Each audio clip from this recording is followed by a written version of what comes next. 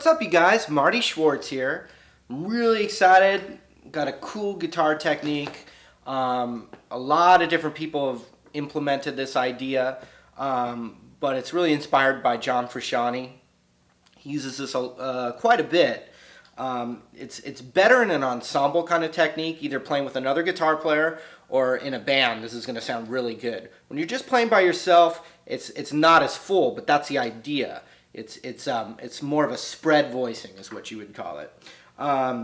So let me show you what I mean. If I took a D major bar chord, so I'm barring the 5th fret, and then my ring finger is barring the 7th fret of the D, G, and B. This is a D major bar chord.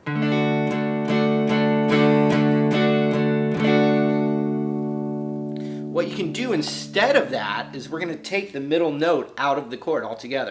So what we do is we just play that root note right there, 5th fret of the A string, which is a D note, and then ring finger is going to play the 7th fret of the B string. So all we're going to hear in the whole chord is actually just those two notes. Instead of, we're going to play like that. Now this idea is used in classical music a lot. You know.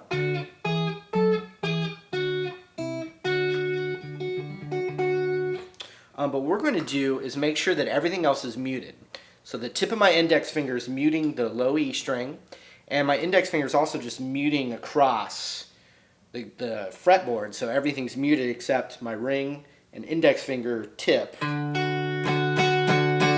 if I strum the whole guitar, you're still only hearing those two notes. Alright? So we're going to just try a little technique here where I play that. Then I'm going to move it up a whole step, which would be this spread voicing for an E major chord. And then another whole step up, instead of, this would be called an F sharp minor bar chord, where I'm barring it, making an where I'm barring it, and then I've got this little A minor looking shape right here. Instead, I'm going to use the tip of my finger to play the root note, and then where my middle finger is, I'm going to hit that note too, and then the same technique, my index finger is going to just mute everything. So we're hearing the 9th fret of the A string, and then with my middle finger, we're hearing the 10th fret of the B string. And that's another way to play a minor bar chord. Instead of a minor bar chord, we're playing this spread voicing.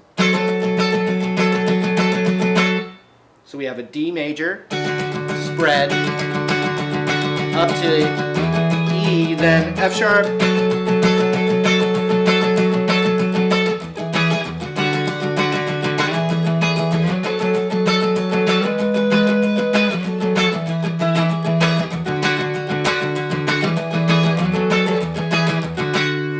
as opposed to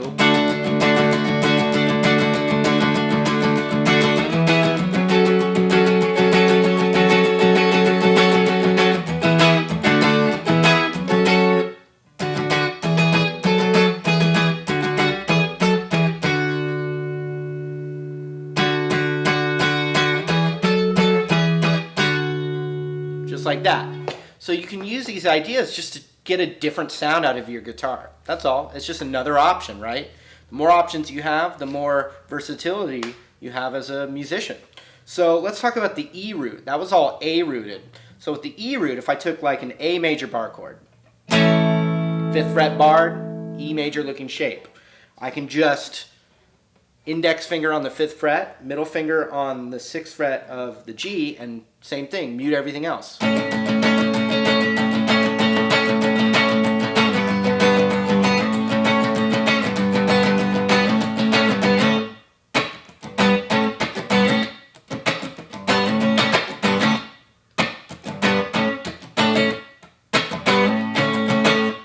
Just like that. It's a cool technique. Now with the minor bar chord, let's say a B minor bar chord, you know, barred on the 7th fret, and then an E minor looking shape. All I do is take my first finger on the 7th fret, and then middle finger on the 7th fret of the G string, and everything else is muted.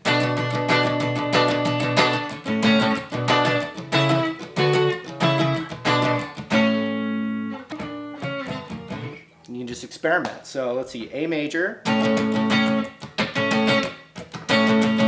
up to B minor, C sharp minor, and D major.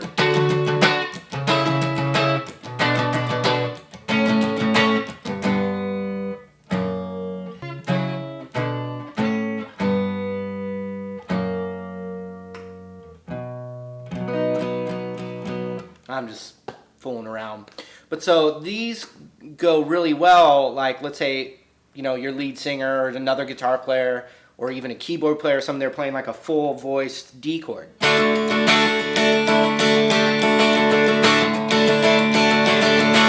know, that kind of thing. Another guy could go.